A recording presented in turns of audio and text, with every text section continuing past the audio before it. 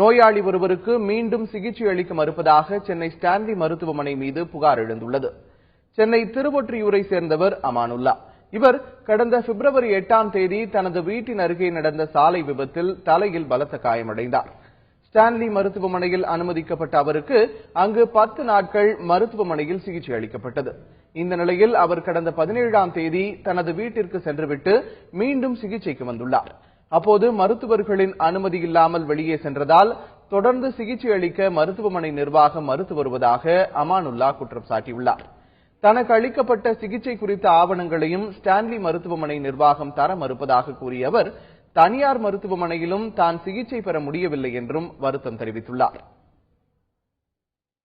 8 to 17 வரைக்கும் treatment நடந்துட்டு இருக்கு. அந்த ட்ரீட்மெண்ட்லயும் சரியா பண்ணல அவருக்கு. அதனால அவர் என்ன சொன்னா 17ஆம் தேதி வீடு வரைக்கும் போயிட்டு திரும்பி வந்தாரு. ஸோ 1 hour தான் அது இருக்கும். அப்புறம் ஹாஸ்பிட்டல்ல சேர்க்கல.